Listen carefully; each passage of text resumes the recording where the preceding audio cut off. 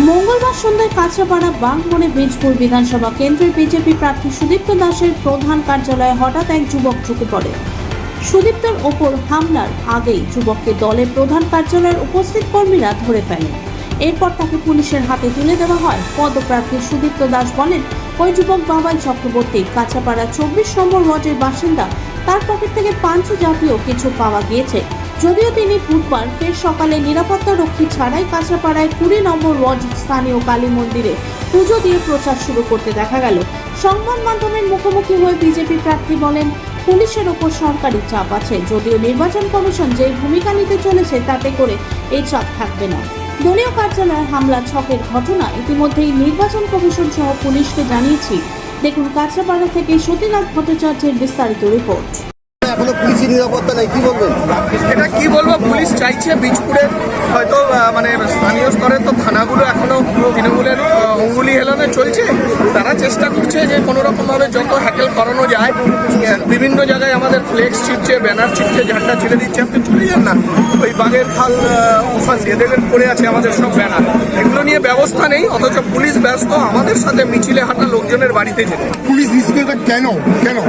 Police থানা স্তরের police মনে করছে এখনো সরকারি চাপ রয়েছে, কিন্তু সেটা থাকবে না। নির্বাচন কমিশনে আমরা চিঠি করেছি, যে চাপ আসতে চলেছে তাতে পুলিশের এই ভূমিকা থাকবে না, পাল্টে যেতে হবে, আর নাহলে পুলিশকে পাল্টে যেতে হবে। আমরা দেখলাম তৃণমূলের যে চূড়ান্ত নোংরামিটা, সেটা কালকে আমরা দেখতে পেলাম।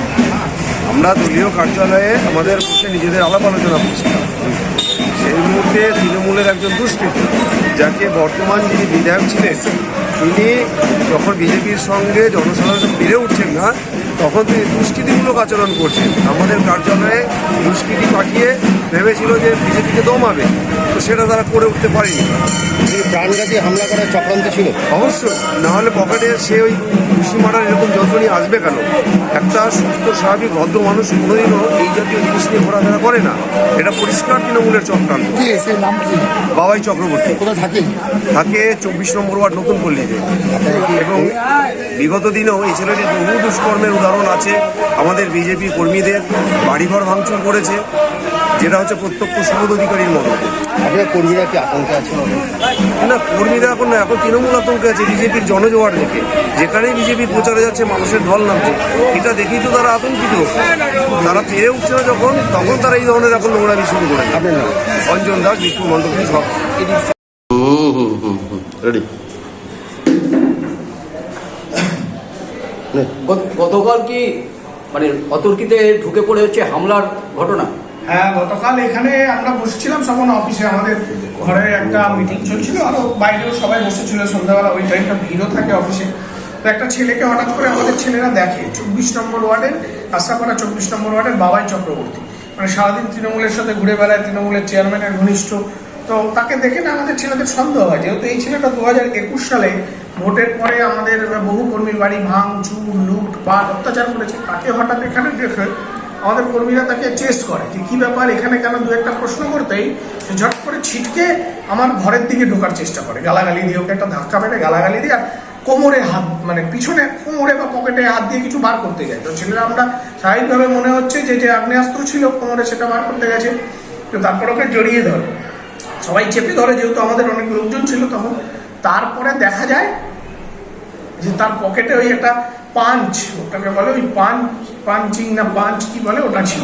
তো ওইটা পকেটে নিয়ে এখানে আসা, তো স্বাভাবিকভাবে একদম তৃণমূল পরিকল্পনা করে পাঠিয়েছে যে আমাদের এখানে আমার উপর একটা আক্রমণ করার জন্য। আপনি কি আতঙ্কিত আছেন? দেখুন, তৃণমূল তো চেষ্টা করে যাচ্ছে প্রতিদিন, কিন্তু আমরা আতঙ্কিত নই, নিরাপত্তাহীনতা আছে। তার কারণ হচ্ছে প্রশাসন, এখানে একটা পার্টি অফিস, আমাদের বীজপুরের সেন্ট্রাল পার্টি অফিস, পুলিশের কোনো টহলদারি নেই বা কিছু নেই। আমরা নির্বাচন কমিশনকে জানিয়েছি। তৃণমূল প্রতিদিন বীজপুর জুড়ে এমনি ধমকি, যেহেতু আমরা যে অঞ্চলে যাচ্ছি সেখানে মানুষের ব্যাপক সাড়া পাচ্ছি, দুহাত ভরে মানুষ আশীর্বাদ করছে, মানুষ কানে কানে কথা বলছে, ঘরে ডেকে নিচ্ছে। এগুলো তৃণমূল দেখছে এবং তৃণমূল বুঝতে পারছে যে মানুষ ওদের সাথে নেই। এখন যে কোনো মূল্যে আক্রমণ করে আমাদের এই ভোটের ময়দান থেকে সরিয়ে দিতে চাইছে, বা চাইছে আমাদের কর্মীদের উপর আক্রমণ করে, আমাদের উপর আক্রমণ করে, আমার উপর আক্রমণ করে, যাতে আমরা ভয় পেয়ে পিছিয়ে যায়, কিন্তু সেসব অন্যান্য প্রার্থীরা তো হচ্ছে নিরাপত্তা রক্ষী নিয়ে ঘুরছে, সেখানে দেখা যাচ্ছে আপনি নিজেও হচ্ছে কর্মী নিয়ে বলছেন যে হচ্ছে আমার কোনো নিরাপত্তা। হ্যাঁ, আমি তো বলছি যে আজকে শাসক দলের প্রার্থী তৃণমূল কংগ্রেসের প্রার্থীকে 10টা স্টেনগান নেওয়ার লোক প্রয়োজন পড়ে, কিন্তু আমি 7 বছর বাড়ির বাইরে থেকেও এদের অত্যাচারে তারপরেও আমার দলের কর্মী সমর্থক আমার সহযোদ্ধাদের নিয়ে আমরা রাস্তায় রাস্তায় গলিতে গলিতে ঘুরে বেড়াচ্ছি, মানুষের কাছে যাচ্ছি। নির্বাচন কমিশনে অভিযোগ করেছে। হ্যাঁ, অভিযোগ নির্বাচন কমিশনে করেছি, সমস্ত জায়গায় করেছি, থানায় অভিযোগ করেছি।